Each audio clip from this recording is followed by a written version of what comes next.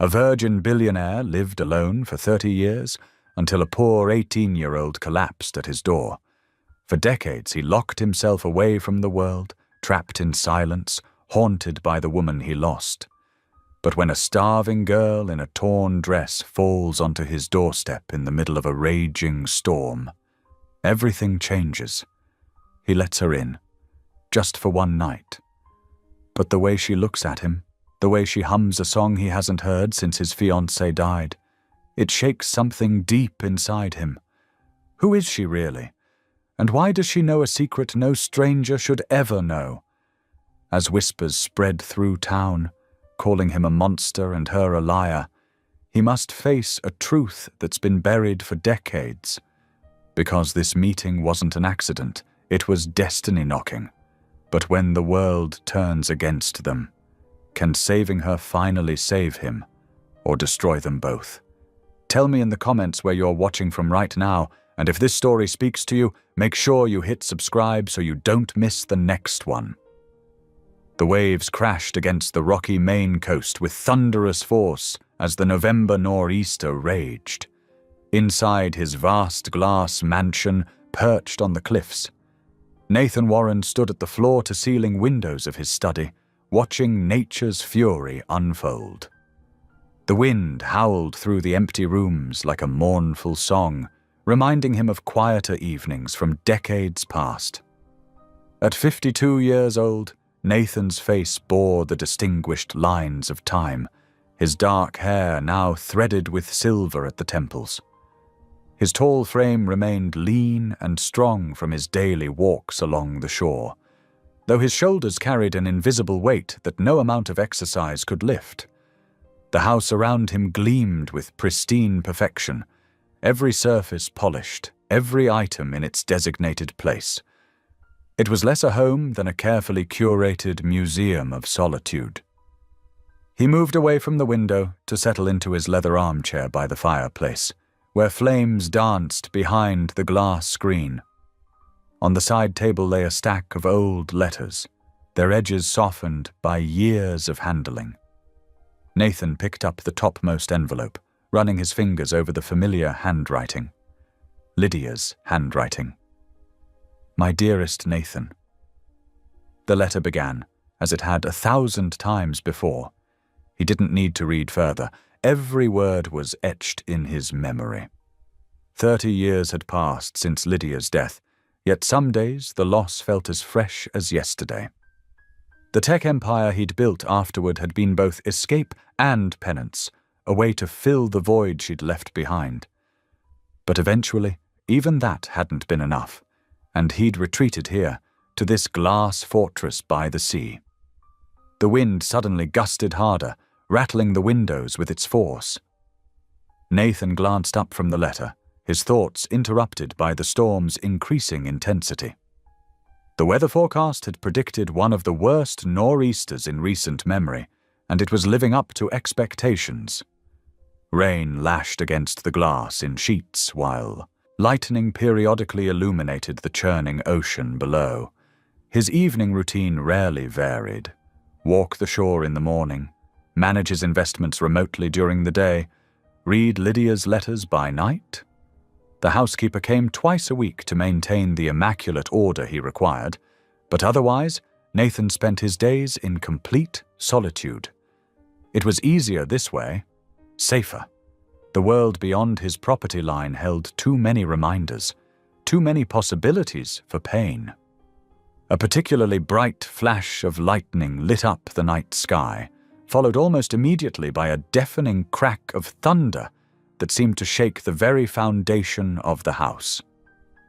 Nathan rose from his chair, drawn back to the windows by nature's display. The rain was coming down in nearly horizontal sheets now, driven by the powerful coastal winds. Then, almost lost in the storm's fury, he heard it, a sound so unexpected in his sanctuary that at first he thought he must have imagined it. But there it was again, a faint knocking at his front door.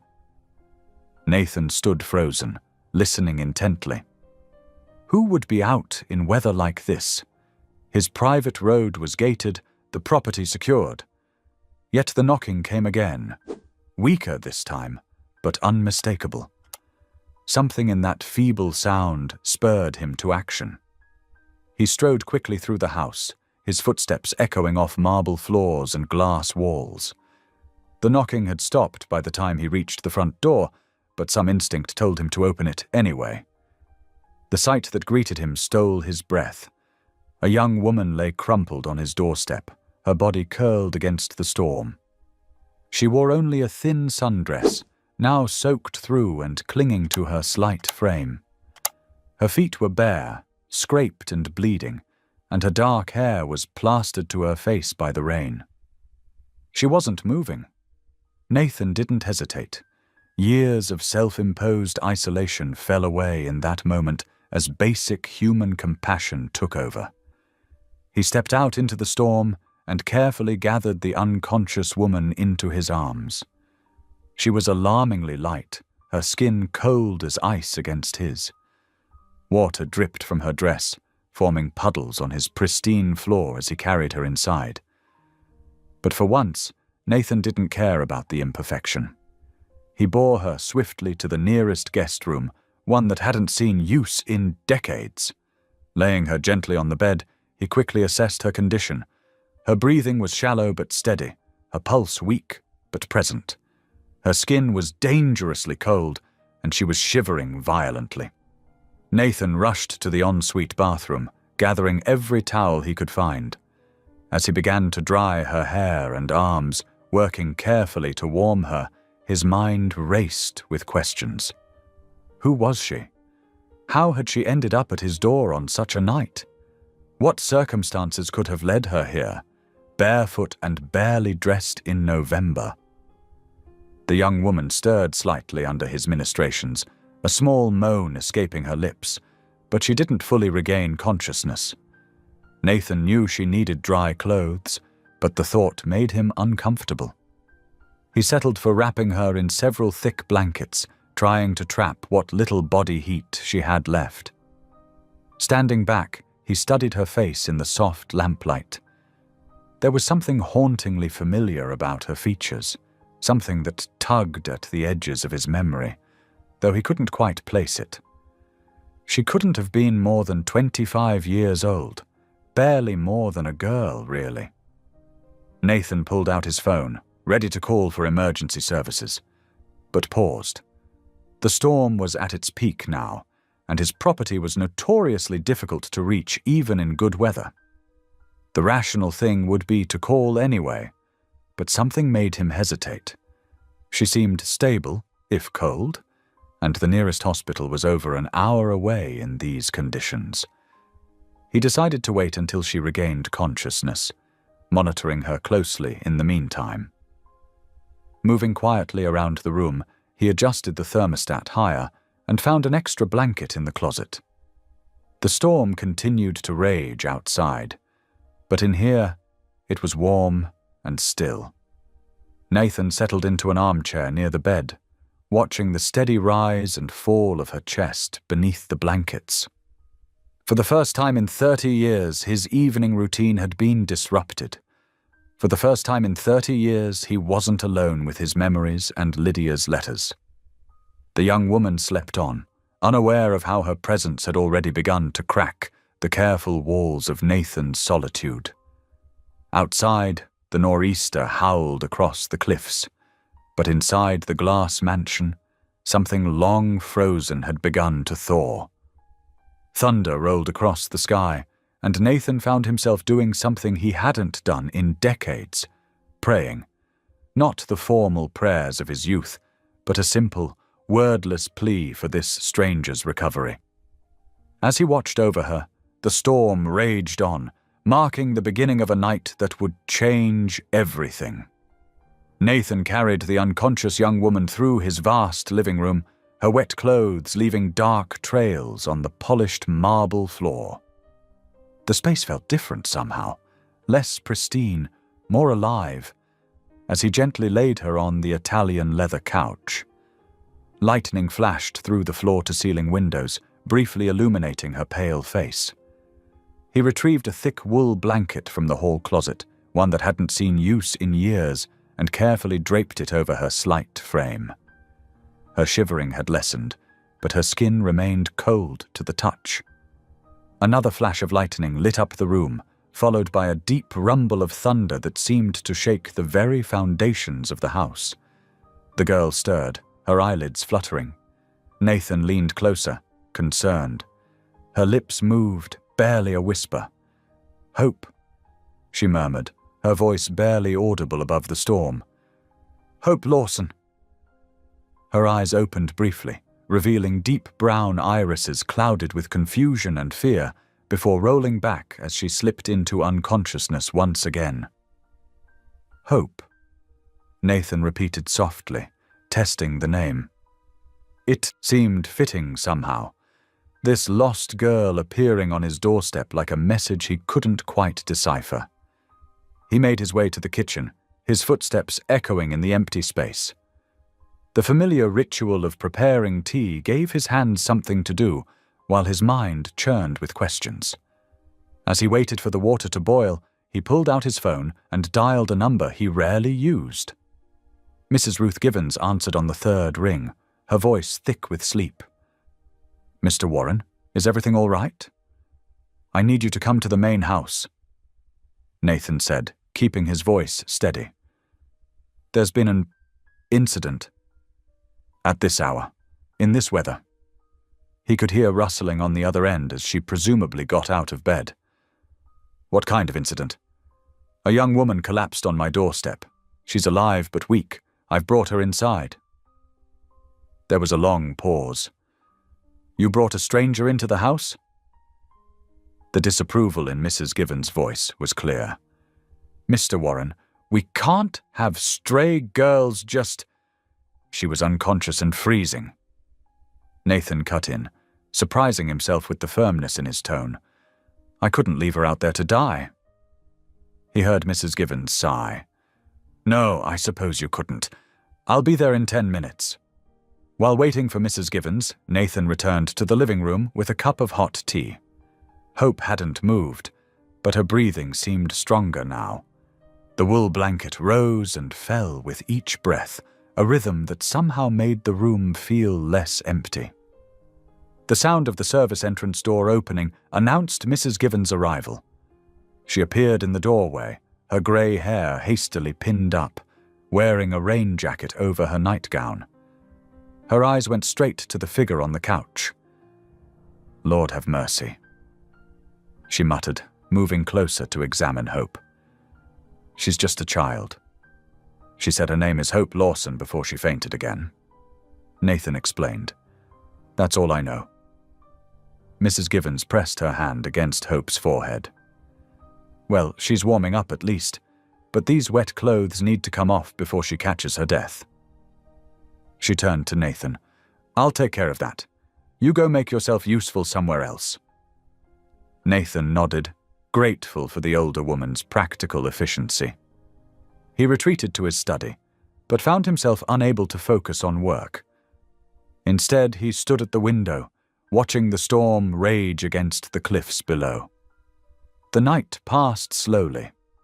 Mrs. Givens changed Hope into dry clothes, borrowed from her own closet, and stayed by her side while Nathan paced the house, too unsettled to sleep. As dawn approached, the storm began to fade, leaving behind a grey, wet world. It was early morning when Hope finally woke properly. Nathan heard her voice from the living room, soft and uncertain, speaking with Mrs. Givens. When he entered, she was sitting up, wrapped in a fresh blanket, her dark hair now dry and falling in waves around her face. She looked up as he approached, and Nathan was struck by the mix of embarrassment and dignity in her expression. Despite her circumstances, she held herself with a quiet grace that seemed beyond her years. "Mr. Warren," she said, her voice stronger now. "I can't thank you enough for helping me last night. I'm so sorry for imposing like this." "There's nothing to apologize for," Nathan replied, surprising himself with how much he meant it. "What happened? How did you end up here?" Hope's cheeks flushed slightly. "My car broke down about 3 miles back on the coastal road. I thought I could walk to town, but I underestimated the weather and the distance. Everything started getting fuzzy, and then I saw your lights." She trailed off, looking down at her hands. "I don't usually... I'm not in the habit of collapsing on strangers' doorsteps." Mrs. Givens snorted softly. "Well, you picked the right doorstep at least, though you gave us quite a scare, young lady." "You need to eat something," Nathan said suddenly, recognizing the drawn look on her face. "Mrs. Givens, could you—" "Already ahead of you," the housekeeper interrupted, heading toward the kitchen. "A proper breakfast is what's needed here." Hope tried to protest, but Nathan held up his hand. "Please, I insist. You need to regain your strength before deciding your next step." Shortly after, they found themselves in the formal dining room. Nathan couldn't remember the last time he'd used it. He usually ate in his study or kitchen. The long mahogany table, set for 10 but used by 1, seemed to emphasize the emptiness of his life in a way he usually managed to ignore. Mrs. Givens brought out a feast: eggs, bacon, fresh bread, fruit, and steaming coffee. Hope's eyes widened at the spread, but what caught Nathan's attention was the way she looked at the empty chairs, then back at him.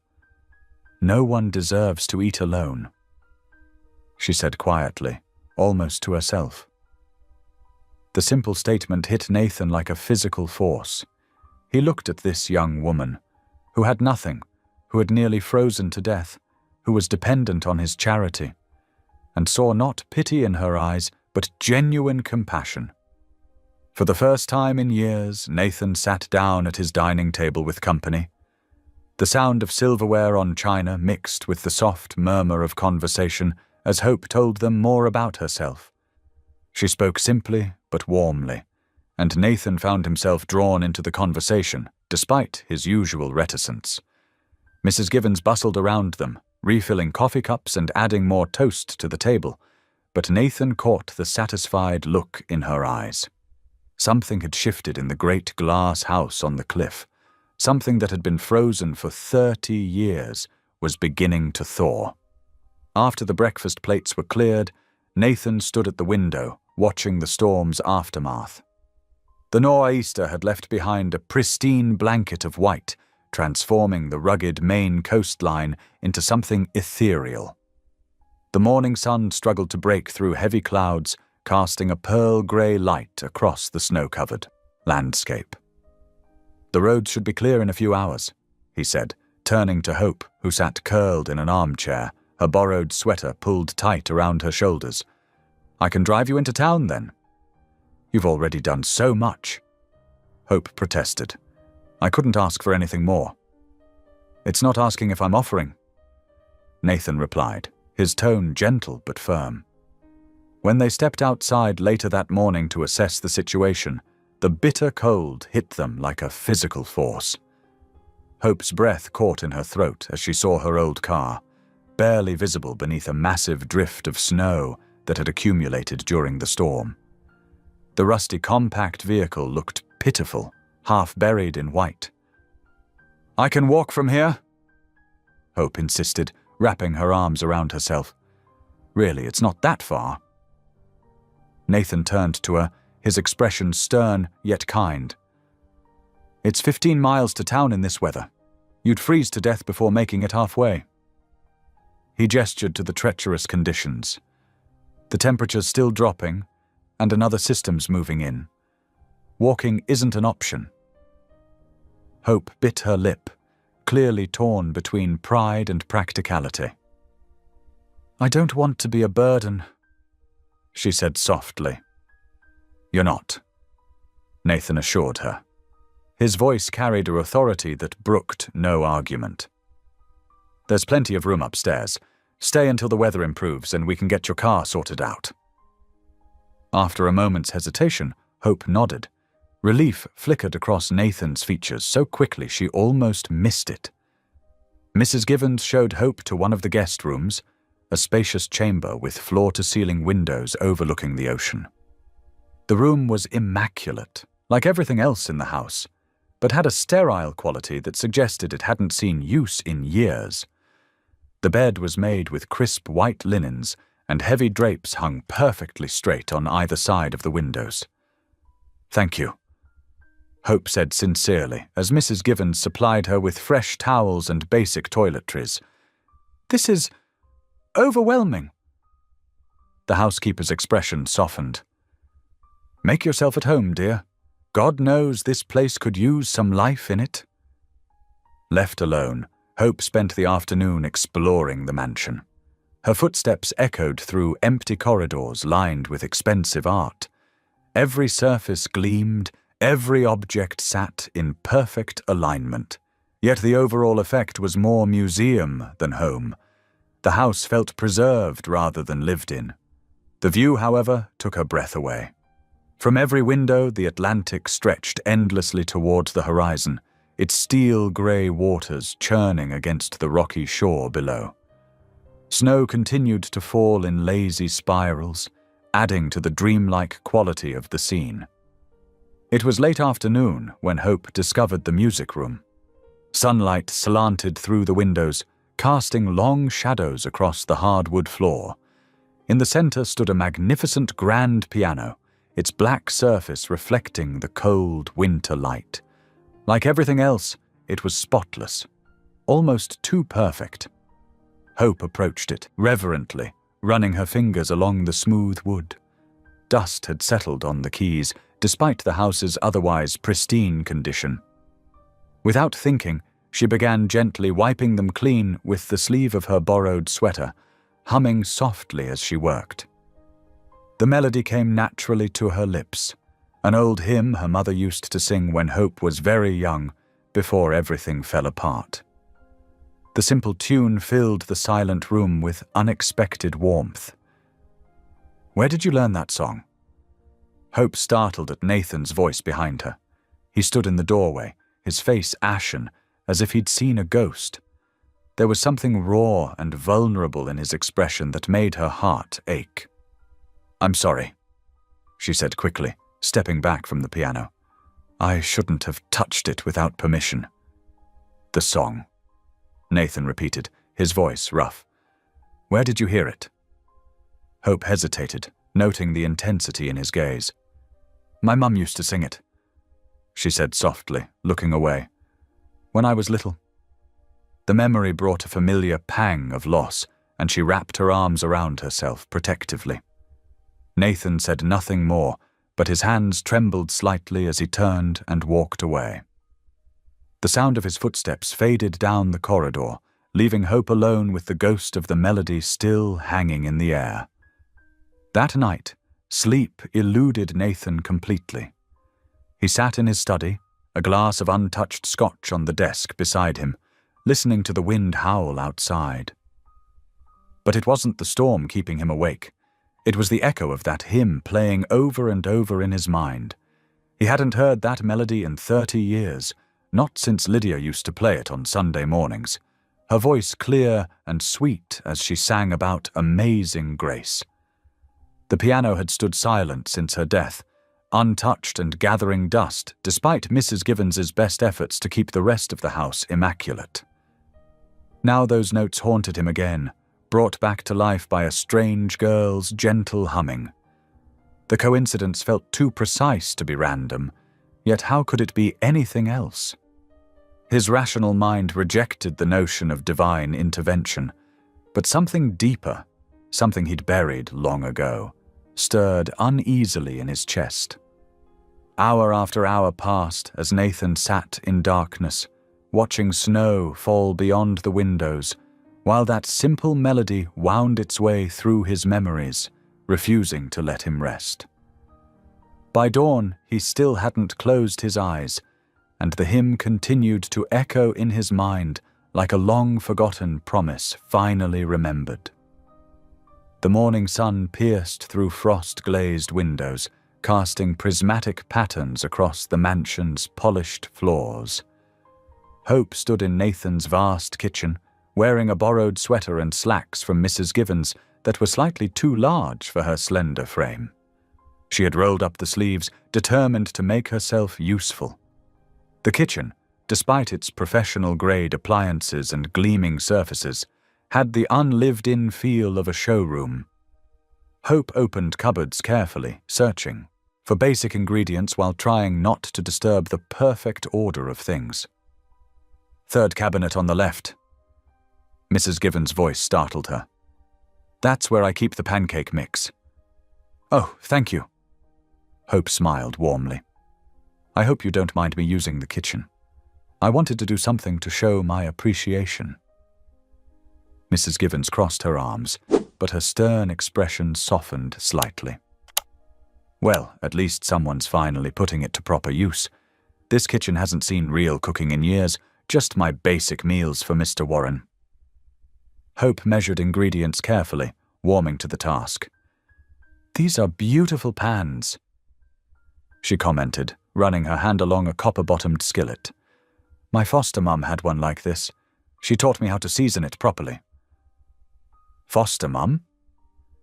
Mrs. Givens raised an eyebrow, her curiosity piqued despite her usual reserve. "Yes, ma'am. I had a few of them over the years. The last one taught me to cook." Hope poured batter onto the hot griddle, the familiar action bringing comfort. She said everyone should know how to make something that makes people smile. From the doorway, Nathan watched the scene unfold, unseen by either woman. The sight of someone cooking in his kitchen, the smell of butter and vanilla, the quiet domestic sounds, stirred something long dormant in his chest. Hope moved with careful grace, as if afraid of taking up too much space. Yet there was a natural warmth to her presence that seemed to fill the room. When she noticed him, Hope's cheeks flushed slightly. "I hope you like pancakes, Mr. Warren. It's the least I can do to thank you for your kindness." "Nathan," he corrected automatically, surprising himself. "Please, call me Nathan." The three of them sat at the breakfast bar, another first. Nathan couldn't remember the last time anyone had cooked for him, besides Mrs. Givens's practical meals. The pancakes were light, golden, and perfectly done. "These are wonderful," he said quietly, meaning it. "They're not half bad." Mrs. Givens agreed, her gruff tone belying the way she'd already started on her second helping. "Though you've made quite a mess of my organized kitchen. I'll clean everything up, I promise." Hope assured her quickly. "Thank you for letting me use your utensils. They're clearly well cared for." Mrs. Givens' expression softened further. "Well, at least you know how to treat good cookware, unlike some people who've worked here before." After breakfast, Nathan insisted on driving Hope into town to check on her car.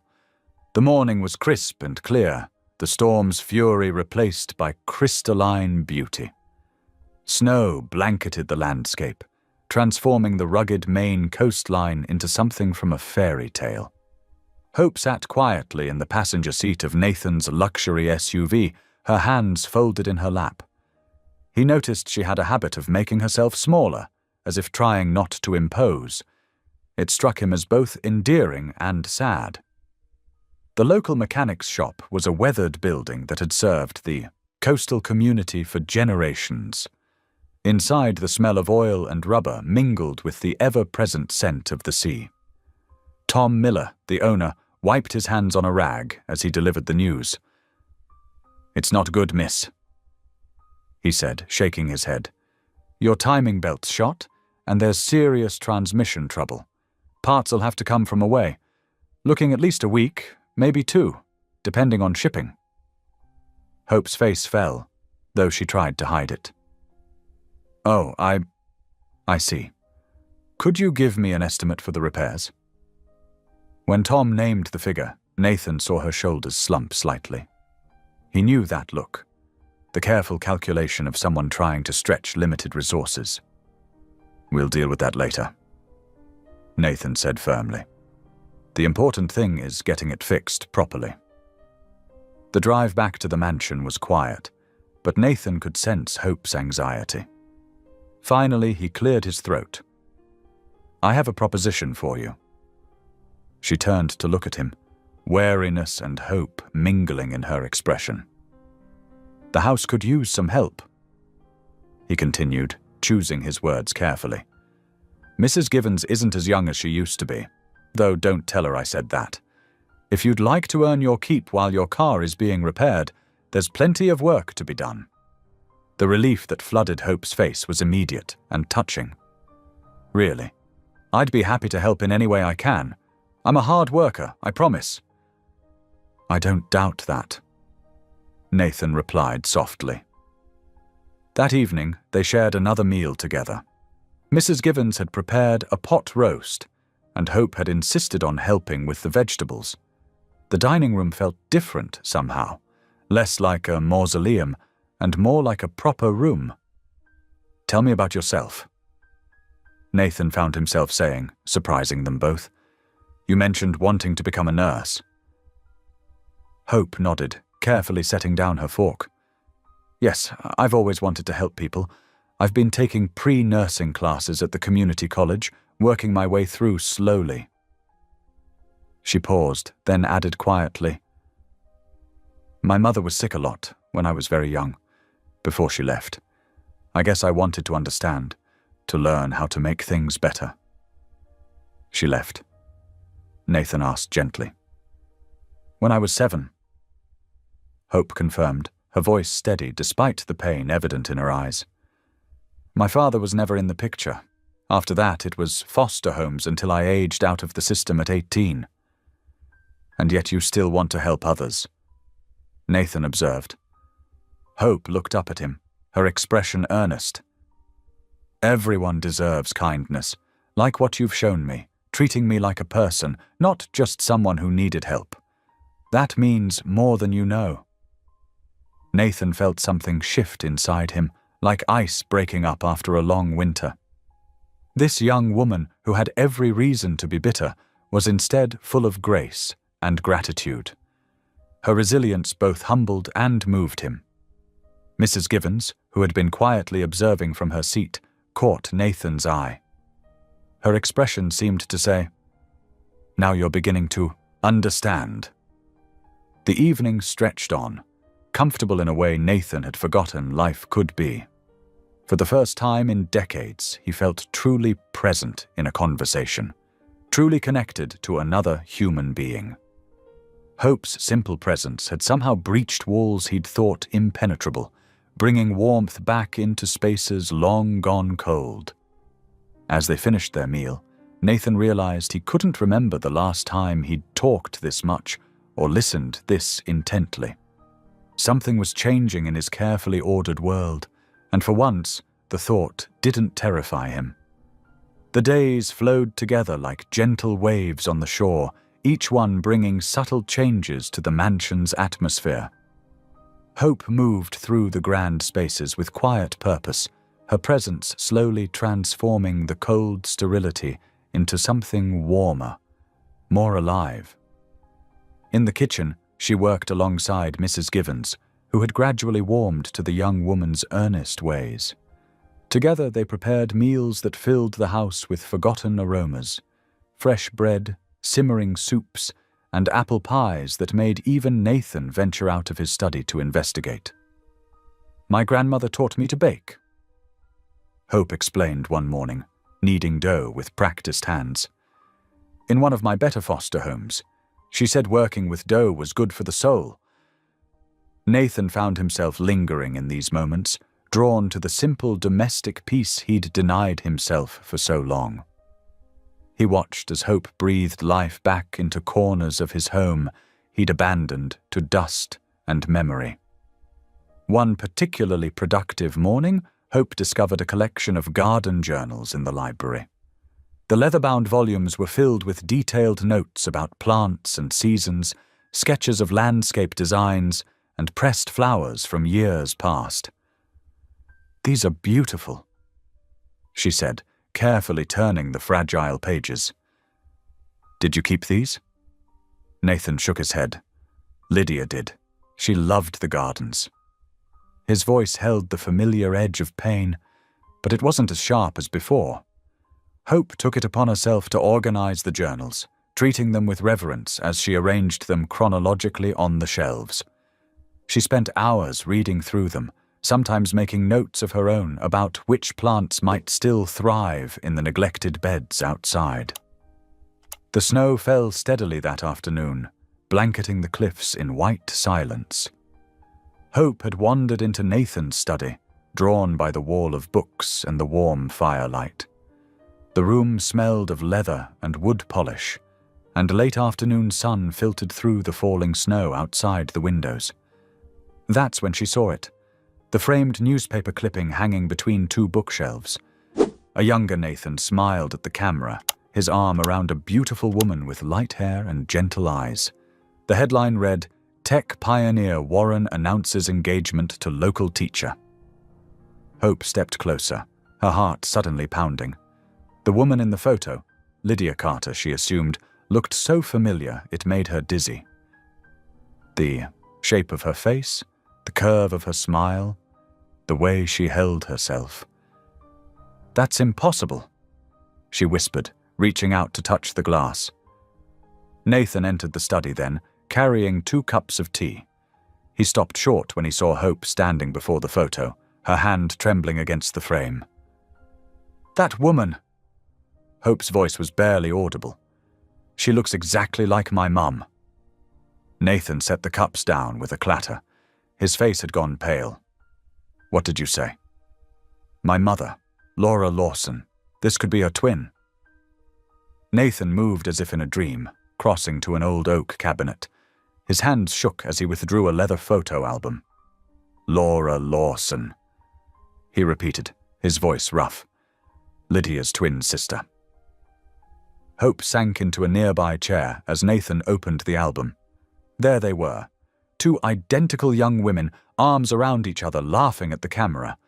The inscription beneath read, "Lydia and Laura, Spring 1992.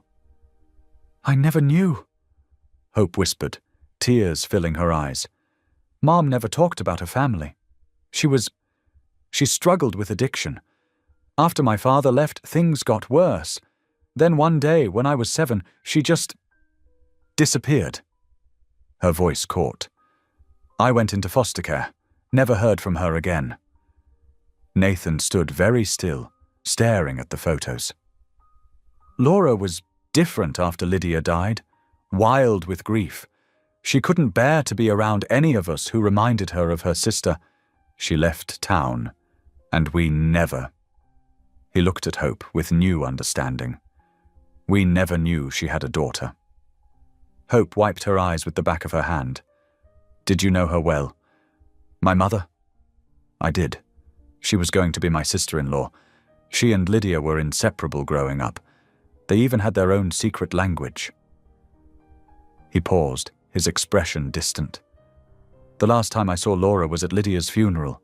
She was broken. We all were." Hope traced her finger over the photograph of the smiling twins. "What was Lydia like?" Nathan's voice softened. "She was a teacher. Kindergarten. She had this way of finding good in everything, even on the darkest days. She loved gardens and music and—" He stopped, remembering something. "The hymn you were humming at the piano. Lydia and Laura used to sing it together." "Mum taught it to me when I was little," Hope said quietly. "It's one of the only things I remember clearly about her." Nathan sat heavily in his leather chair, the photo album open on his lap. "The day of the accident, the last thing Lydia said to me was, 'Promise me you'll take care of her if anything happens.'" His eyes met Hope's. "I always thought she meant Laura.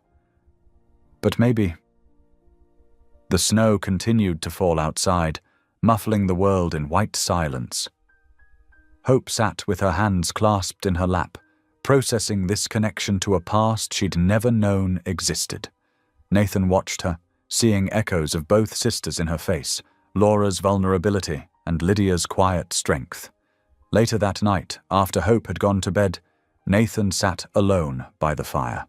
The Habs photo album lay open beside him, memories spilling from its pages like ghosts. He thought about promises and destiny, about grief and healing, about the mysterious ways life brings things full circle. The firelight flickered over Lydia's smile in the photographs. For the first time in years, looking at her image didn't feel like drowning in sorrow. Instead, he felt something different, a sense of purpose, as if all the years of isolation had been leading to this moment, this chance to fulfill a promise he hadn't even known he'd made. The morning sun crept through the frost-etched windows of the mansion, finding its way into corners long left dark. Hope stood in the grand living room, her hands on her hips as she surveyed the heavy velvet curtains that had kept the space in perpetual twilight. With determination in her step, she crossed to the nearest window and grasped the thick fabric. These haven't been opened in years. Mrs. Givens commented from the doorway, watching as Hope tugged at the stubborn drapes. Mr. Warren prefers them closed. Well, Hope said, giving another pull, maybe it's time to let some light in. The curtains finally gave way with a shower of dust, sending Hope into a fit of sneezing, but flooding the room with golden morning light. She smiled at the way it caught the crystal chandelier, sending rainbow prisms dancing across the walls. Over the next few days, Hope moved through the mansion like a gentle breeze, opening curtains, wiping away dust, and bringing warmth to spaces that had grown cold with neglect. She found candles in a forgotten cabinet and placed them strategically around the house, lighting them in the evenings until the rooms glowed with soft warmth. Nathan noticed the changes but found himself unable to object. The first morning he walked into his study to find sunlight streaming through the newly exposed windows, he started to protest. But then he saw how it illuminated the rich wood of his desk, the leather of his books, the gleam of the brass lamp. It was like seeing the room for the first time in years. Music began to fill the house, too. Hope had discovered an old radio in the kitchen, and soon gentle melodies drifted through the halls as she worked. Nathan, who had grown accustomed to silence, initially tensed at the intrusion. But gradually he found himself pausing in doorways, listening to Hope's quiet humming as she dusted shelves or arranged flowers she'd picked from the winter garden. Breakfast became a ritual neither of them had known they needed. Hope would wake early, helping Mrs. Givens prepare coffee and toast, sometimes adding scrambled eggs or fresh fruit. Nathan, who had taken his morning meals alone in his study for decades, found himself drawn to the kitchen by the sounds of quiet conversation and the aroma of brewing coffee. "You don't have to join us," Hope said the first morning he appeared in the doorway, looking uncertain. "I know," he replied, but sat down anyway. Mrs. Givens watched them from her spot by the stove, her usual stern expression softening as she observed their morning routine develop. Hope would pour Nathan's coffee exactly how he liked it, black, with just a whisper of sugar, and he would pass her the newspaper sections she enjoyed. Their conversation started hesitantly, but grew more natural with each passing day. "I haven't seen the old man smile like that in years," Mrs. Givens remarked to Hope one afternoon as they folded laundry. "It's like watching ice thaw in spring." Hope blushed, smoothing a pillowcase with careful hands. "He just needed someone to talk to, I think. Someone to remember with." And remember they did. In the evenings, as darkness fell early and the wind howled outside, Hope would ask Nathan about Lydia. At first his answers were brief, guarded, but gradually, like a flower opening to the sun, he began to share more. She loved teaching kindergarten, he told Hope one evening as they sat in the study. She said there was nothing more magical than watching a child learn to read, the way their faces would light up when they understood a word for the first time. "What else?" Hope asked softly, curled in an armchair with a cup of tea. Nathan's eyes grew distant, but his smile remained. She had this laugh. It could fill a room. and she never met a stranger. Everyone was just a friend she hadn't talked to yet. She loved gardenias and chocolate cake and singing in the church choir. Did you sing with her? God, no. Nathan chuckled. I couldn't carry a tune in a bucket, but I loved watching her sing. She glowed from within when she sang. One crisp afternoon, Nathan found Hope standing at the French doors leading to the beach, watching the waves crash against the shore. Without thinking, he said, "Would you like to walk down there?" Hope's face lit up. Really? I'd love to. They bundled up against the December chill and made their way down the winding path to the beach. Hope immediately began collecting sea glass, exclaiming over each frosted piece she found. Look at this one, she said, holding up a piece of deep blue glass. Isn't it amazing how something broken can become something beautiful? Nathan watched her carefully place each piece in her pocket. What will you do with them? I'm not sure yet, she admitted. But I believe everything has a purpose, even if we don't know what it is right away. She paused, looking out over the grey waves. You know, I think God sends people into our lives when we need them most. Sometimes we don't even know we needed them until they're there. Nathan felt something stir in his chest, a warmth he hadn't allowed himself to feel in years. Hope's simple faith, so like Lydia's, touched a part of his heart he thought had died long ago. That evening, they shared a quiet dinner by the fireplace. Mrs. Givens had outdone herself with a pot roast and fresh bread, but it was the companionship that made the meal special.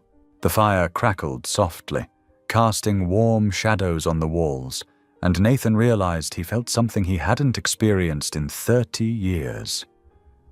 Peace. Hope sat cross-legged on the hearth rug, her plate balanced on her knee.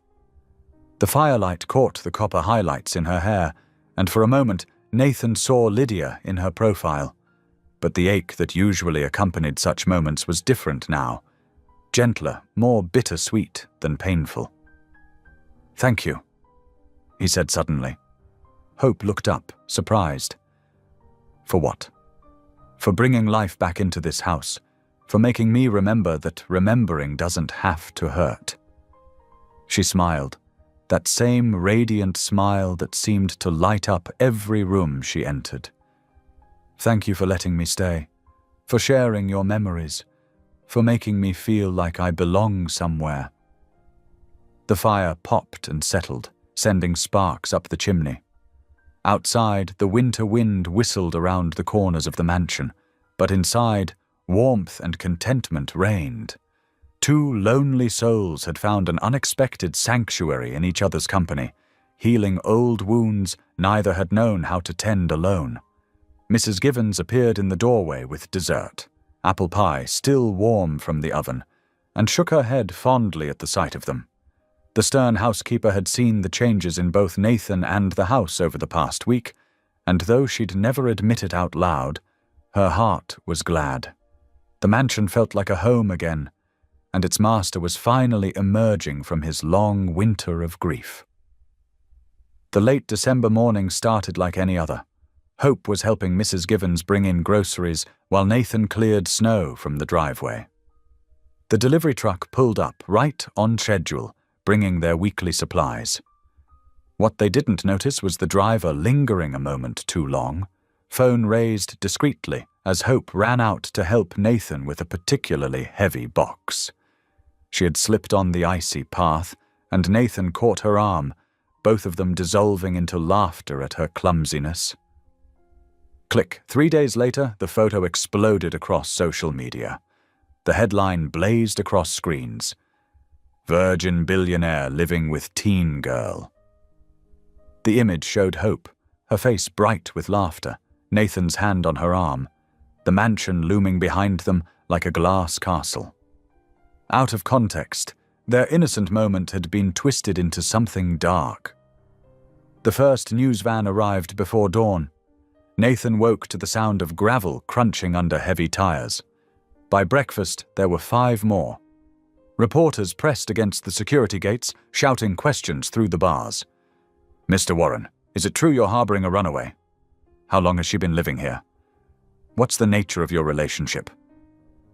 Hope stood at the window, her face pale as she watched more vehicles arrive. "I'm so sorry," she whispered. "This is all my fault." Nathan's jaw tightened as he watched another news van park. No, this is what they do. They take something pure and make it ugly because ugly sells. Mrs. Givens huffed as she drew the curtains. "Vultures, the lot of them. Don't you pay them any mind, girl." But the calls started coming. Nathan's board of directors demanded an emergency meeting. His phone buzzed constantly with messages from his lawyers, his PR team, his business partners. "Nathan," his lead counsel said gravely over the speakerphone, "this could seriously impact the company's reputation. We need to get ahead of this story." "There is no story." Nathan snapped. "She's Lydia's niece. She needed help. That's all there is to it. The public won't see it that way. They'll assume, I don't care what they assume." Hope tried to maintain her normal routine, but the constant presence of cameras made her feel like a prisoner. When they needed groceries, Nathan insisted on sending Mrs. Givens alone, but Hope wouldn't hear of it. "I won't hide," she said firmly. "I haven't done anything wrong." They drove into town together, Hope holding her head high despite the stares. In the grocery store, she could feel the whispers following her down every aisle. "Gold digger," someone muttered. Probably threw herself at him. Poor man, being taken advantage of. Hope's hands trembled as she reached for a can of soup. Two middle-aged women stood nearby, not bothering to lower their voices. Just like her mother. One said, "Laura was always after rich men too. At least Laura had the decency to leave town. This one's shameless." The can slipped from Hope's fingers, clattering to the floor. Tears burning in her eyes, she fled the store, ignoring Nathan calling after her. She ran until her lungs ached, finally stopping at the cliffs overlooking the ocean. The winter wind whipped at her coat as she stared down at the churning waves below. This was where her mother must have stood 30 years ago, before she ran away, before she abandoned her baby daughter. Had she felt this same crushing weight of judgment? "Hope!" Nathan's voice carried over the wind. He approached carefully, his shoes crunching on the frozen grass. "I've been looking everywhere for you." "I'm sorry," she said, not turning around. "I shouldn't have run off like that." "You shouldn't have had to hear those things." He moved to stand beside her, his tall frame blocking some of the wind. "You shouldn't care what they say. They don't know who you are." Hope wiped at her eyes with her sleeve. "But I do. I'm nobody. Just another charity case. Just another Lawson woman causing trouble." "Look at me," Nathan said firmly. When she didn't move, he gently turned her to face him. "You're not nobody. You're someone now. You're the person who brought music back to my house. You're the one who made Mrs. Givens smile again.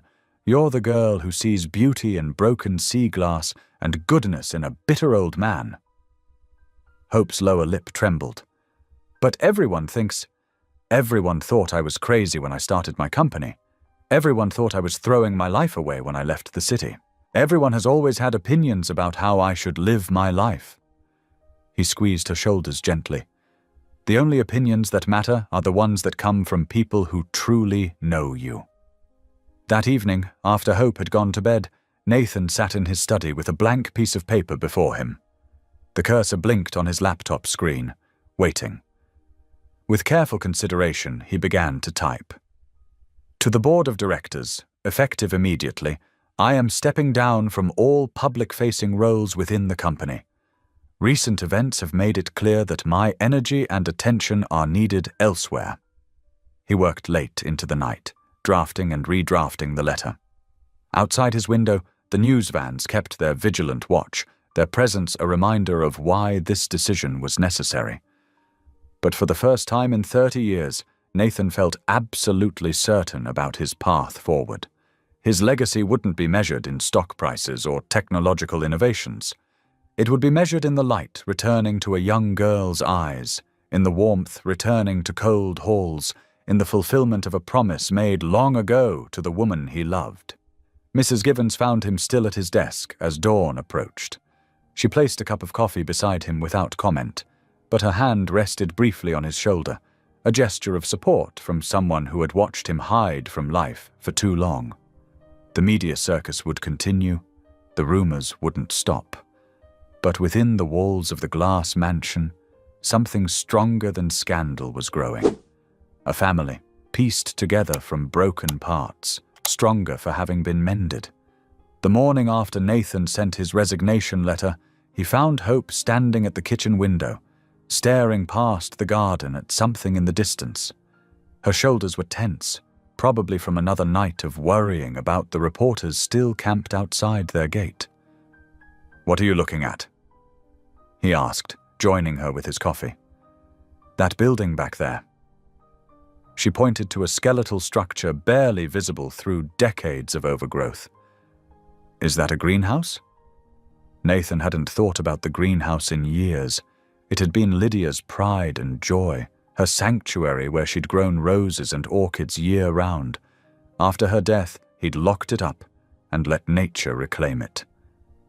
"It was," he said softly. "It's probably beyond repair now." Hope turned to him, her eyes lighting up with that determined spark he'd come to recognize. Nothing's beyond repair if you're willing to try. That afternoon, they ventured out to investigate. The glass panels were grimy but mostly intact. Vines had crept through every crack, and rust painted the metal frame in auburn streaks. Inside, dead leaves carpeted the floor, and empty clay pots lay scattered like abandoned treasures. "It's perfect," Hope declared, already rolling up her sleeves. Nathan found himself swept along in her enthusiasm. They spent that first day just clearing a path to the door, cutting back thorny branches and pulling stubborn weeds. Hope worked tirelessly, her face smudged with dirt, but glowing with purpose. Nathan discovered muscles he'd forgotten he had. "You're going to be sore tomorrow?" Hope teased as she watched him stretch his back. "I'm sore now," he admitted, but he was smiling. Each day that followed developed its own rhythm. They'd start early before the heat built up behind the glass. Nathan taught Hope about proper soil composition, showing her how to test pH levels and mix in the right nutrients. She absorbed everything eagerly, asking questions that reminded him of his own curiosity as a young man. "Why do the orchids need special soil?" she'd ask, or "How do you know when a plant needs more light?" While they worked, stories flowed as naturally as water. Hope told him about her first job at 16, washing dishes in a diner until the owner caught her sleeping in her car and fired her for her own good. "He thought he was helping," she said, carefully repotting a rescued fern. "He said I needed to go home, but there wasn't any home to go to." Nathan shared memories too, about building his first computer in his parents' garage, about meeting Lydia at a charity auction where they both bid on the same painting and decided to share it. "We hung it in her apartment." He recalled painting a weathered bench a soft sage green. "Every other week, one of us would visit just to look at it. I think that painting was just an excuse to see each other." "Where is it now?" Hope asked. "In storage. After she died, I couldn't look at it anymore." Hope nodded, understanding in her eyes. "Maybe someday." "Maybe," he agreed. They installed new glass panels where the old ones had cracked, their hands working together to hold the delicate sheets steady. Hope picked out flowers that would bloom in different seasons: tulips for spring, dahlias for summer, chrysanthemums for fall. Nathan ordered rare orchid species, remembering how Lydia had loved their exotic beauty. The greenhouse slowly transformed. New benches lined the walls, painted in soft greens and blues. They installed modern irrigation systems and heating controls, but kept the antique potting table that Hope had lovingly restored. The air inside grew rich with the smell of damp earth and growing things. In the evenings, exhausted but satisfied, they'd sit in the kitchen eating soup that Mrs. Givens left simmering on the stove. Hope introduced Nathan to old movies she'd discovered at the library. Casablanca, It's a Wonderful Life, Roman Holiday. He found himself looking forward to these quiet hours, watching Hope mouth along with favorite dialogues she'd memorized. The mansion changed, too. Muddy boots by the door, gardening books spread across the coffee table, fresh flowers in every room. The sterile perfection that had defined his life for 30 years gave way to something messier but infinitely more alive. One morning, Nathan handed Hope an envelope. Her first paycheck. She opened it with trembling fingers, then burst into tears. "I'm sorry," she whispered, wiping her eyes. "It's just, I've never had a real job before, just under-the-table cash. This feels legitimate?" Nathan suggested gently. She nodded, "Like I'm a real person." Nathan felt his throat tighten. He'd forgotten this feeling. Pride in someone else's accomplishments, joy in their joy. It was how his father must have felt watching him succeed, how he imagined he might have felt watching his own child grow. That evening, as the sun painted the sky in watercolor shades of pink and gold, Hope hung a small plaque above the greenhouse door. Nathan helped her level it, their shadows stretching long across the renewed garden. "New beginnings," he read aloud. "Do you think Lydia would have liked it?" Hope asked quietly. Nathan looked at the greenhouse, gleaming in the sunset like a jewel box full of life. Through the glass he could see the orchids they'd planted, the rows of seedlings reaching for light, the careful order they'd created from chaos. "She would have loved it," he said. "She would have loved you." Hope smiled, touching the plaque once more before turning toward the house. The evening air was growing cool, and inside, another bowl of soup and another old movie waited. The reporters had finally grown bored and moved on, leaving them to their quiet revolution of small, growing things. The mansion that had been a museum to grief was changing, day by day, into something else, a home where new life could take root and flourish. Rain drummed against the study's windows, creating a soothing rhythm as Hope dusted the dark wood shelves. She loved this room best, its leather-bound books, the faint smell of pipe tobacco, and the way sunlight usually streamed through the tall windows. Today, though, grey clouds cast the space in shadow, making her work by lamplight. She hummed softly while organizing Nathan's desk, straightening papers and arranging pens. The bottom drawer stuck slightly as she pulled it open. Inside, buried beneath old folders, a yellowed envelope caught her eye. The handwriting on it made her pause. "For Nathan, if you ever find her." Hope's hands trembled as she lifted the envelope. It had never been opened, its seal still intact after all these years. Something about the handwriting seemed familiar, tugging at her memory like a half-forgotten dream. She shouldn't open it. It wasn't meant for her. But that word, her, echoed in her mind. With shaking fingers, she broke the seal and pulled out a single sheet of paper. The date at the top made her breath catch.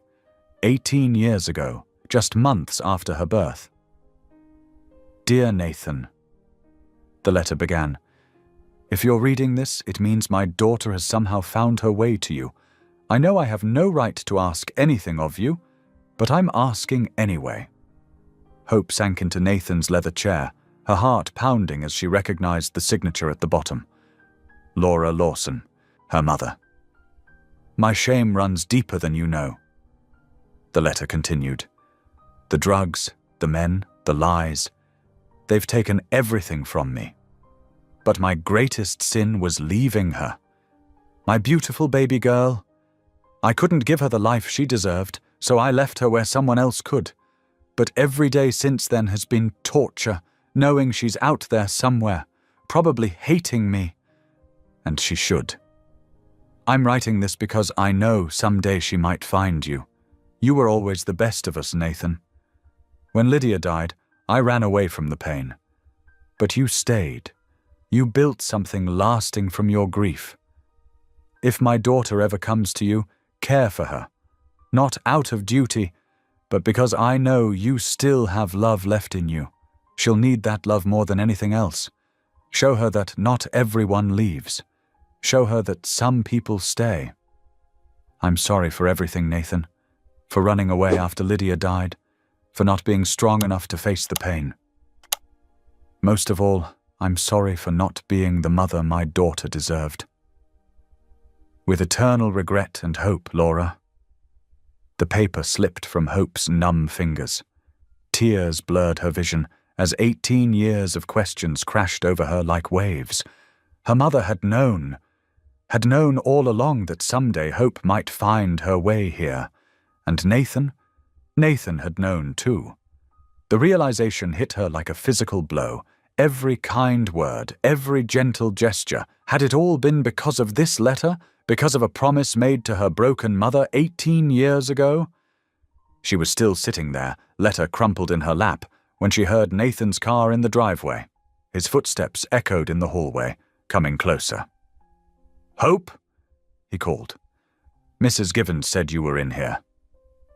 He appeared in the doorway, rain dripping from his coat. His eyes went from her tear-stained face to the opened envelope on the desk. All the color drained from his expression. "You knew," Hope whispered.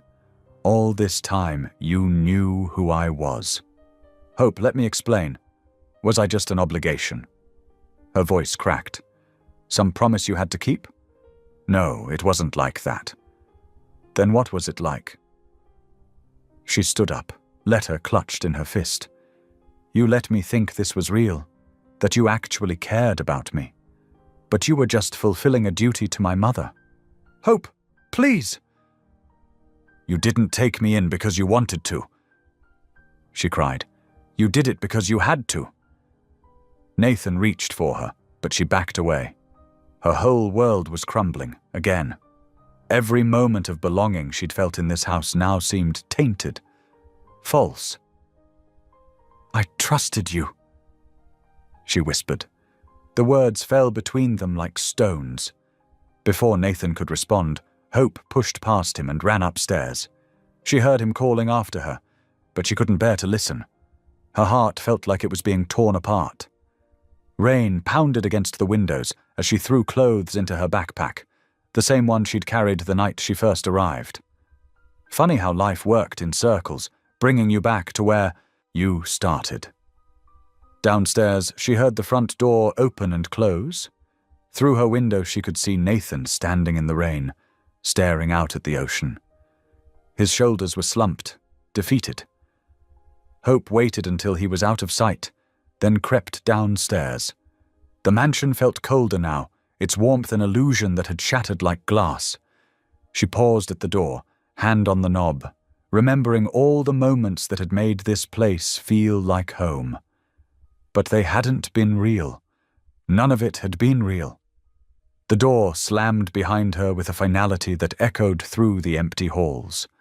Hope ran into the rain, leaving footprints that would soon be washed away by the storm. Behind her, Nathan stood alone in the downpour, watching her disappear into the gathering darkness. The letter that had destroyed everything lay forgotten on his desk, its ink running from fallen tears. Rain hammered against the windshield as Nathan gripped the steering wheel, his knuckles white with tension. The wipers fought a losing battle against the deluge, but he couldn't stop searching. Every shadow along the road might be Hope. Every figure hunched against the storm made his heart leap, only to crash again when it wasn't her. "Come on, Hope," he whispered, peering through the murky darkness. "Where are you?" His cell phone lay on the passenger seat, silent despite the dozens of calls he'd made. The local hospitals had nothing. The shelters hadn't seen her. Even the police seemed indifferent when he'd reported her missing. "Sir, she's 18, the officer had said, his voice thick with boredom. "Legally an adult. Probably just another runaway." But they didn't know Hope. Didn't know how the temperature had dropped into the 40s. Didn't know she had nowhere else to go. Nathan pulled into another parking lot, this one belonging to a 24-hour diner. The neon sign buzzed weakly in the rain. Inside, tired-looking waitresses shook their heads when he showed them Hope's picture on his phone. One of the last photos he'd taken, Hope laughing in the greenhouse, soil on her cheek, life in her eyes. Back in the car, exhaustion clawed at him. He'd been driving for hours, making wider and wider circles from the mansion. The clock on his dashboard read 3:15 in the morning. His eyes burned, but he couldn't stop. Not while she was out there somewhere. His phone rang. Mrs. Givens again. "Nathan Warren, you need to come home," she said, her gruff voice softened with worry. "You can't keep driving around in circles. You're no good to her if you wrap your car around a tree." "I can't just sit there," he replied, his voice hoarse. "She's out there alone, Ruth. No money, no warm clothes. I know, dear." Mrs. Givens sighed. "But you need rest. Come home. We'll pray together." Prayer. Nathan almost laughed. When was the last time he'd truly prayed? Not since Lydia died. Not since he'd locked his faith away with everything else that hurt too much to touch. But he went. Home. What else could he do? The mansion loomed dark and empty, its windows staring out at the storm like accusatory eyes. Mrs. Givens waited in the kitchen with hot coffee and sympathy. Nathan couldn't stomach either. He wandered into his study, where Hope's letter still lay on the desk. Picking it up, he read it again, torturing himself with every word. Why hadn't he told her the truth from the beginning? Why had he waited until she found out like this? The second day brought no news. Nathan called old business contacts, offering rewards. He hired private investigators. He drove to Portland, Brunswick, even up to Augusta, showing her picture in every shelter and soup kitchen he could find. Nothing. The third day, his voice grew raspy from asking the same questions. His eyes were red-rimmed from lack of sleep. Mrs. Givens force-fed him toast and tea, muttering about stubborn men and God's timing. That evening, Nathan found himself kneeling by the fireplace where he and Hope had shared so many quiet moments. The flames cast dancing shadows on the walls, reminiscent of the life she'd brought to this tomb of a house. "God," he whispered, the word feeling foreign on his tongue. "Please, bring her back." His voice cracked. "I know I haven't talked to you in 30 years. I know I turned my back when Lydia died. But please, don't punish Hope for my mistakes. She's all I have left." The fire crackled. Outside, the storm raged on. Nathan stayed there, on his knees, until dawn painted the sky in shades of grey. On the morning of the fourth day, Nathan sat at his desk, staring at the phone. Mrs. Givens had just brought him coffee he wouldn't drink when it rang. His hands shook as he answered. Nathan Warren speaking. "Mr. Warren?" A woman's voice, professional but kind. "This is Nurse Matthews from Maine Medical Center in Portland. We have a young woman here who matches the description in your missing persons report." Nathan's heart stopped. Is she alive?" "She's stable," the nurse replied.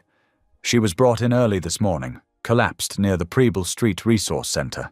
She's dehydrated and running a high fever, but she's responding to treatment. I'm on my way." Nathan was already moving, not bothering with his coat. "Please, tell her I'm coming. Tell her." But he couldn't finish. His throat closed around the words he should have said days ago. The drive to Portland was a blur. Rain still fell, but Nathan barely noticed. His mind raced with prayers. He'd forgotten how to pray. promises he'd forgotten how to keep. Maine Medical Center rose before him, its windows glowing in the pre-dawn darkness. Nathan parked haphazardly, leaving his keys in the ignition. His shoes squeaked on the linoleum as he ran to the information desk, breathless and disheveled. "Hope Lawson?" He gasped. "I'm here for Hope Lawson." His heart pounded as he waited for an answer, every second an eternity. "Please," he thought, "please let her be alive. Please let me make this right." The receptionist typed on her computer, each click of the keyboard like thunder in Nathan's ears. Finally, she looked up and pointed toward the elevator. "4th floor, room 412. Nathan ran, taking the stairs 2 at a time, not waiting for the elevator. His lungs burned, but he couldn't slow down. Not now. Not when he was so close. He burst through the stairwell door onto the 4th floor, his breath coming in ragged gasps. The hallway stretched before him, numbered doors passing in a blur as he counted them down. 408. 410. 412. Nathan stopped, his hand on the door handle, heart thundering in his chest. Beyond this door was everything that mattered, everything he'd almost lost. He closed his eyes, offered one last desperate prayer, and pushed the door open. The hospital room was dim, with only a small lamp casting soft shadows across the sterile walls. Hope lay motionless in the bed, her skin almost as white as the sheets beneath her. An IV drip steadily delivered fluids to her arm, and the quiet beeping of monitors marked each precious heartbeat. Nathan approached the bed slowly, his legs trembling. She looked so small, so fragile, nothing like the vibrant young woman who had brought his house back to life. Dark circles shadowed her closed eyes, and her lips were pale and cracked. He sank into the chair beside her bed, gently taking her cold hand in his. Her fingers were like ice. "Hope," he whispered, his voice rough with exhaustion. "I'm here now. I'm so sorry I didn't tell you everything. Please wake up." A doctor entered, clipboard in hand. "Mr. Warren, I'm Dr. Phillips." She checked Hope's vital signs before turning to Nathan. "She's suffering from exposure and severe dehydration, but we've got her on antibiotics for the fever. With rest and proper care, she should make a full recovery." Nathan nodded, not taking his eyes off Hope's face. "How long until she wakes up?" "It's hard to say. Her body needs time to heal. The best thing you can do is be here when she does wake up." After the doctor left, Nathan reached into his pocket and pulled out Laura's letter. The paper was worn now, creased from being read and reread during his desperate search. In the quiet of the hospital room, he unfolded it carefully. "I should have shared this with you from the start," he said softly to Hope's sleeping form. "Maybe then you would understand." His voice trembled as he began to read. "Dear Nathan, if you're reading this, it means my daughter has somehow found her way to you. I know I have no right to ask anything of you, not after running away when Lydia died, not after abandoning my own child. But I'm sick now, and I won't live to make things right. Hope is all that's good in me. She has Lydia's spirit, though she'll never know it. I've watched her grow from afar, seeing my sister's light shine through her eyes. But I couldn't be the mother she deserved. My addictions were stronger than my love. I'm not asking you to take her in out of duty or obligation. I'm asking because I remember the man you were, the man who loved my sister with such pure devotion. That love is still inside you, Nathan. It's been sleeping all these years, waiting for the right moment to wake up. Hope needs someone to believe in her, to show her she's worthy of love. And you, Nathan, you need someone to remind you that life isn't meant to be lived alone in that glass castle of yours. This isn't about the past. It's not about making up for lost time or paying old debts. It's about two broken souls who could heal each other, if given the chance. Take care of my daughter, Nathan, not because you promised Lydia, but because your heart still knows how to love. With hope and regret, Laura. Nathan's voice broke on the last words. Tears streamed down his face as he looked at Hope's peaceful expression. You weren't sent to remind me of the past, he whispered, his voice trembling. You were sent to save my future. These past weeks, you've brought more life into my world than I've known in 30 years. A slight movement caught his attention. Hope's fingers twitched in his hand, and her eyelids fluttered. Slowly, painfully, she opened her eyes. Nathan? Her voice was barely a whisper. I'm here, he said, squeezing her hand gently. I'm right here. Hope's eyes filled with tears as she tried to speak. I heard the letter. Shh, Nathan soothed, brushing hair from her forehead. Save your strength. I just need you to know. Taking you in wasn't an obligation. It was a gift I didn't deserve. Hope's lips trembled as tears slid down her cheeks. She reached for Nathan's hand with what little strength she had. Their fingers intertwined, and in that moment something profound passed between them. Understanding, forgiveness, love. Without planning it, Nathan began to hum softly. The melody was familiar, the same hymn that had echoed through his house weeks ago, the one that had first connected their past and present. Hope's voice, weak but clear, joined his. Amazing grace, how sweet the sound, that saved a wretch like me. The ancient words filled the sterile hospital room with warmth, transforming it into a sacred space. As they sang together, their voices blending in harmony, Nathan felt decades of grief and loneliness begin to melt away. This wasn't an ending, it was a beginning. They finished the hymn and sat in peaceful silence, hands still clasped. Hope's eyes were heavy with exhaustion, but she fought to keep them open. Rest now, Nathan said gently. I'll be here when you wake up. I promise. Hope's lips curved in a small smile as she drifted back to sleep. But this time, her hand stayed warm in his. Nathan settled back in his chair, watching the rise and fall of her chest. Outside, the storm had finally passed, and the first rays of dawn were breaking through the clouds. Through the window, he could see the ocean in the distance, its waters calm and clear. Like the sea after a storm, his heart felt washed clean, ready for whatever new day might bring. The morning sun painted golden stripes across the coastal highway as Nathan's car wound its way home from Portland. Hope sat quietly in the passenger seat, still pale, but with color returning to her cheeks. She watched the familiar coastline through the window, her hands folded neatly in her lap over the hospital discharge papers. Are you comfortable? Nathan asked, glancing at her. We can stop if you need to rest. Hope shook her head, offering a small smile. I'm okay, just ready to be home. She paused, the word hanging in the air between them. I mean, back to the mansion. It is your home, Nathan said firmly, for as long as you want it to be. The rest of the drive passed in comfortable silence, broken only by the gentle classical music playing through the car's speakers. As they rounded the final curve, the glass mansion came into view, perched proudly on its cliff above the churning Atlantic. But something was different.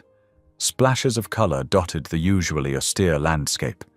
Flowers, dozens of bouquets lined the driveway, their bright petals dancing in the breeze. What's all this?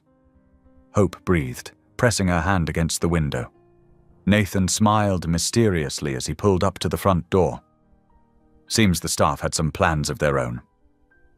Before he could help her out, the massive front door swung open.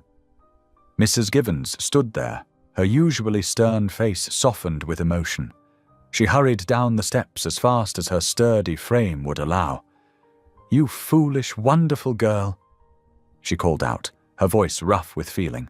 "Don't you ever scare us like that again." Hope had barely steadied herself on her feet when Mrs. Givens enveloped her in a fierce hug.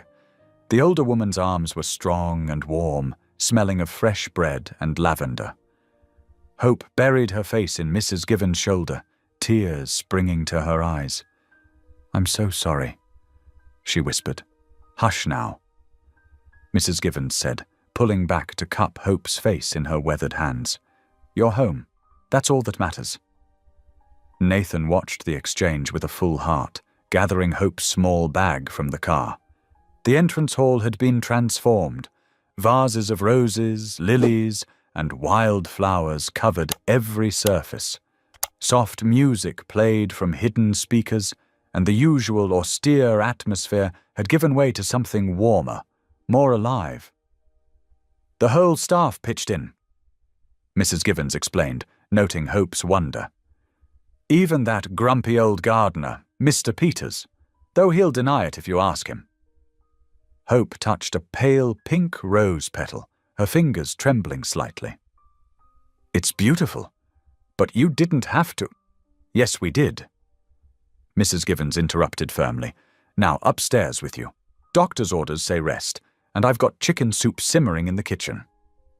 Later that afternoon, Hope made her way carefully down to Nathan's study. She found him at his desk, reading glasses perched on his nose as he studied some papers. He looked up when she entered, immediately setting his work aside. "Should you be up?" he asked, concerned. Hope settled into one of the leather chairs across from him. "I've been in bed for days. Besides, I needed to talk to you." Nathan waited patiently as she gathered her thoughts. "I'm sorry," she began, her voice quiet but steady. "I'm sorry I doubted your motives. When I found that letter, I was scared that everything, all of this, was just because of some promise you made years ago." "Hope," Nathan started, but she held up her hand. "Please, let me finish. I've spent my whole life feeling like a burden, like something to be dealt with, passed along. When I came here that night, you were the first person who just helped. No questions, no conditions. You gave me a chance to be more than my past." She took a deep breath. "I should have trusted that was real." Nathan rose from his desk and came around to sit in the chair beside her. "I should have told you about the letter sooner. About your mother. About Lydia. All of it. I was afraid too. Afraid that knowing the whole truth would make you feel exactly as you did. Like an obligation." He reached for her hand, his grip warm and secure. "But you've never been that, Hope. You woke something in me I thought had died with Lydia. You made this house feel like a home again. The letter didn't make me care about you. You did that all on your own." They sat in comfortable silence for a moment, the late afternoon sun streaming through the windows. Finally, Nathan cleared his throat. "Actually, I have something to show you." He returned to his desk and pulled out a large roll of papers. Spreading them carefully on the coffee table, he revealed detailed architectural drawings. "What is this?" Hope asked, leaning forward to study the blueprints. "Something I've been working on since you arrived." Nathan explained. "It's a community home for runaway youth. 3 stories, 20 bedrooms, communal spaces, counseling offices, education facilities. Everything young people need to get back on their feet." Hope's fingers traced the careful lines of the drawing. "It's amazing." "I want to call it the House of Hope," Nathan said softly, almost shyly. "If that's okay with you." Hope looked up at him, her eyes shining with tears. "Really? Really? You showed me that sometimes people just need a chance, a safe place to land, someone to believe in them. I want to give that chance to others." "Then let's build it together," Hope said, her voice thick with emotion but full of determination. That evening, Mrs. Givens outdid herself with dinner. The formal dining room glowed with candlelight, the table set with Nathan's best china. Hope had changed into a soft blue dress that brought out the color in her cheeks, and even Nathan had traded his usual somber attire for a light sweater. They ate slowly, savoring both the food and the company. Hope told stories about her first impressions of the mansion, making them laugh with her description of Mrs. Given's initial suspicion. Nathan shared memories of learning to cook from his mother, including a disastrous attempt at Christmas cookies that nearly burned down their kitchen. The conversation flowed easily, punctuated by soft laughter and comfortable silences. Through the windows, they could see the stars beginning to appear over the ocean, their light reflecting off the glass walls like thousands of tiny candles. As Mrs. Given served dessert, her famous apple pie, Hope caught Nathan's eye across the table. The gratitude and affection in her gaze made his heart swell. Later that night, after Hope had gone up to bed, Nathan stood at his bedroom window. The moon cast a silver path across the waves, and a gentle breeze carried the scent of flowers through the house. For the first time in 30 years, the mansion felt truly alive. As he prepared for bed, Nathan realized something profound. The photograph of Lydia on his nightstand no longer brought pain. Instead, he could almost imagine her smile, approving of the changes in the house she had once hoped to make a home. He slipped beneath the covers, listening to the distant sound of waves against the cliffs. His mind, usually so full of regrets and might-have-beens, was quiet. Instead of ghosts, he thought of blueprints and building plans, of young lives that could be changed, of the family he had found in the most unexpected way. For the first time in decades, Nathan Warren slept peacefully, his dreams full not of what he had lost, but of all that was yet to begin. The seasons turned like pages in a book, each one bringing new life to Nathan Warren's clifftop property. Winter melted into spring, and spring blossomed into a summer filled with purpose and possibility. The constant sound of construction equipment became a symphony of progress as workers laid the foundation for the House of Hope beside the glass mansion. Hope Lawson stood at the site one warm June morning, her hair caught in the salt breeze, watching as the framework rose against the blue Maine sky. She held a thick folder of design plans close to her chest, her own contribution to the project that had become their shared mission. "What do you think about making the girls' rooms yellow?" she asked Nathan, who stood beside her in his usual pressed shirt, though he'd long since abandoned his formal suits for more practical attire. "Like sunshine?" Nathan smiled, the expression now coming easily to his face. "I think that's perfect. Cheerful without being overwhelming." The rooms Hope designed were carefully thought out, each detail considered through the lens of her own experience. She insisted on large windows to let in natural light, remembering too many dark places in her past. Every bedroom would have its own reading nook, a small sanctuary for quiet moments. The common areas featured comfortable couches arranged in circles to encourage conversation and connection. "We should add more bookshelves here," Hope suggested, pointing to the blueprints spread across Nathan's study desk one evening. "Books saved me when I was younger.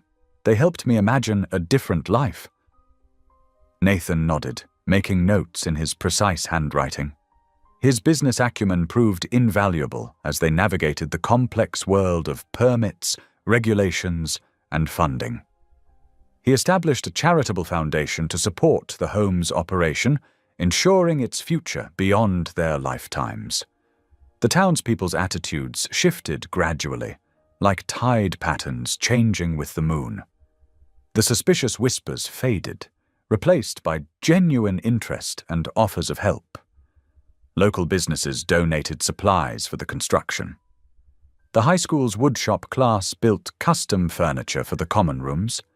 Even Mrs. Peterson, who ran the downtown bakery and had once been among the loudest critics, began sending fresh bread and pastries to the construction workers. Reporters returned to the mansion, but this time they came with different questions. Nathan, who had once hidden from their cameras, now stood proudly beside Hope as they explained their vision. The Portland Press-Herald ran a full-page story titled "Reclusive Billionaire Builds Refuge for Youth," complete with photographs of the construction progress and quotes from local supporters. "What made you decide to build this home?" a young reporter asked during one interview. Nathan glanced at Hope before answering. "Sometimes grace appears at your doorstep in the middle of a storm. You just have to be brave enough to open the door." Between supervising construction and handling media inquiries, Hope began pursuing her own dreams. She enrolled in online nursing courses, setting up a small study area in the greenhouse they had restored together. Late at night, Nathan would often find her there, surrounded by textbooks and nursing manuals, her face illuminated by the soft glow of her laptop screen. "The anatomy lessons are the hardest," she confided one evening over their regular dinner. "But when I think about being able to help someone who's hurt or scared, it makes all the studying worth it." Nathan watched her with quiet pride. "You'll be an excellent nurse. You already have the most important qualification, a caring heart." Their evening meals had become a cherished routine. Sometimes they ate in the formal dining room, other times they shared simple sandwiches in the greenhouse among the blooming flowers. They talked about everything: Hope's classes, the construction progress, memories both painful and precious. Lydia's name no longer brought shadows to Nathan's eyes. One evening, as they watched the sunset paint the ocean gold, Hope asked about her aunt's favorite flowers. "Lilies," Nathan replied, smiling at the memory. "White ones. She said they reminded her of pure things. Could we plant some in the garden at the new house?" Hope asked carefully. "I think she would like that very much," Nathan said, his voice steady and warm. Mrs. Givens, who had watched the mansion's transformation with maternal satisfaction, often joined them for Sunday dinners. She had become Hope's unofficial study partner, quizzing her on medical terminology while they prepared meals together. "That girl's got healing in her hands," Mrs. Givens told Nathan one morning as they watched Hope tending to the greenhouse plants. Just like her aunt did. The construction progressed steadily through the summer months. By August, the building's exterior was complete, a warm, welcoming structure of brick and large windows that complemented rather than competed with Nathan's glass mansion. The interior work continued at a careful pace, each room thoughtfully prepared for its future occupants. Hope spent hours selecting furniture and decorations, determined to create spaces that felt like home rather than institution. She chose comfortable beds with colorful quilts, sturdy desks for studying, and soft rugs that made bare feet feel welcome. Each room had a bulletin board for personal photos and artwork, and a small bookshelf waiting to be filled. "Everyone needs a place to put their treasures," she explained to Nathan as they toured the nearly finished rooms, "even if they don't have many yet." The project attracted attention from other communities interested in creating similar programs. Nathan found himself fielding calls from charitable organizations and fellow business people, sharing their model and offering guidance. Hope's natural warmth and genuine empathy made her an excellent spokesperson for their cause, especially when speaking to potential donors. "She has a way of making people understand why this matters," Nathan remarked to Mrs. Givens after one particularly successful fundraising event. "She speaks from her heart, and people listen." Between her studies and her work on the home, Hope's own transformation was evident. The uncertain girl who had arrived at Nathan's door in a storm had grown into a confident young woman with clear purpose. Her nursing courses challenged her, but she approached them with determination, often studying late into the night. Nathan supported her educational pursuits wholeheartedly, converting one of the mansion's unused rooms into a dedicated study space equipped with everything she needed. He even arranged for tutoring when she struggled with particularly difficult subjects. "You don't have to do all this," Hope protested when he presented her with a new laptop for her coursework. "I want to," Nathan replied simply. "You're investing in others' futures. Let me invest in yours." Their quiet evenings together became anchors in their busy days. Sometimes they would sit in comfortable silence, Hope with her textbooks, Nathan with his business documents. Other times they would talk for hours about their hopes for the home and its future residents. The peace that had settled over them extended even to discussions of the past. One evening, Hope found an old photo album and asked about her mother and aunt as children. Nathan shared stories of the twin sisters' youth, tales Laura had told Lydia, who had then shared them with him. "They were inseparable as girls?" he said, showing Hope a faded photograph of two identical young women in summer dresses. "Your mother's smile was just a bit different, see? A little more mischievous." Hope traced her finger over her mother's face. "Do you think she ever regretted leaving?" "I think she regretted leaving you," Nathan answered honestly. "But sometimes people get lost in their own darkness. That's why places like this are so important." As autumn approached, bringing crisp air and turning leaves, the House of Hope neared completion. Hope and Nathan walked through the finished rooms together, their footsteps echoing on new floors, their voices soft with anticipation. "It's really happening," Hope whispered, standing in what would soon be the home's library. "We're really going to help people." Nathan squeezed her shoulder gently. "We already have." The November wind whipped against the glass walls of the mansion, creating an ethereal symphony of whistles and moans.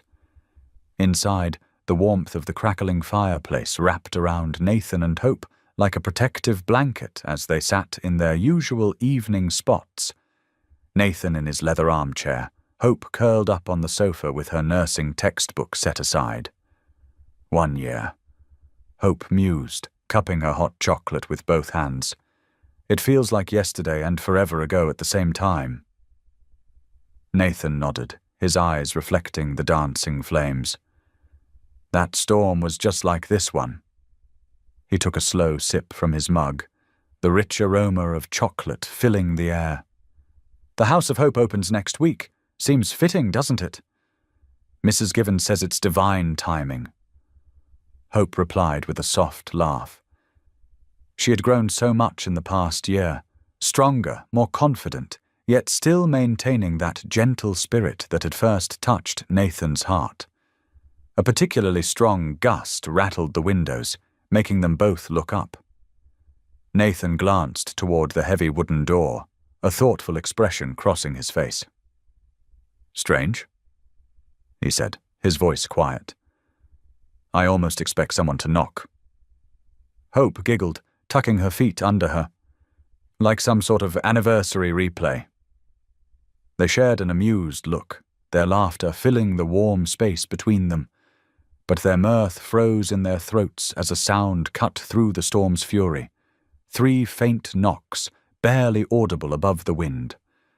Nathan and Hope stared at each other, their expressions mirroring mutual disbelief.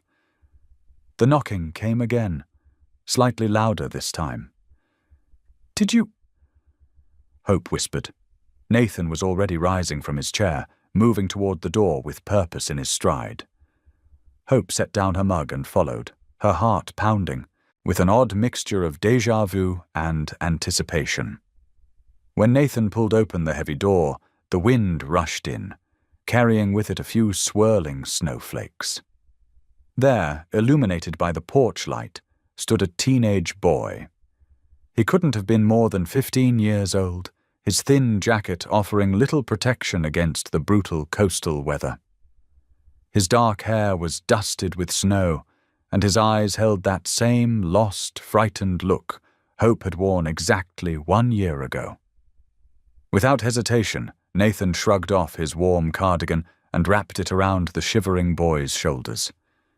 The gesture was so natural, so paternal, that Hope felt tears prick at her eyes. "Come in," Nathan said warmly, his voice carrying all the certainty and compassion of a man who had learned to trust in second chances. The boy hesitated for just a moment, looking between Nathan and Hope with uncertainty. Hope stepped forward, meeting his gaze with a gentle smile that carried understanding only someone who had stood in his shoes could offer. "You're safe now," she said softly, and watched as relief flooded the boy's tired eyes. The early morning mist rolled off the Atlantic, wrapping the cliffs in a gentle embrace. The mansion, once a monument to grief, now stood transformed. Where silence had reigned for 3 decades, children's laughter echoed through the halls and spilled out onto the manicured lawns of the House of Hope. Through the glass walls, glimpses of life danced everywhere. Teenagers gathered around the breakfast table, volunteers arranging fresh flowers, and Mrs. Givens bustling about with her signature morning muffins. The sterile emptiness that had defined Nathan's existence for 30 years had given way to something beautiful and alive. Nathan Warren stood at his favorite spot on the cliff's edge, hands in his pockets, watching the waves crash against the rocks below. The rising sun painted the sky in strokes of pink and gold, reminiscent of hope itself breaking through darkness. His silver hair ruffled in the breeze, and for once the solitude felt peaceful rather than painful. The soft crunch of footsteps on gravel announced Hope's arrival. She approached with 2 steaming mugs of coffee, her presence as natural as the sunrise itself. Wearing one of Mrs. Givens' old cardigans and her hair loose in the wind, she handed Nathan his cup. Black, no sugar, just as he liked it.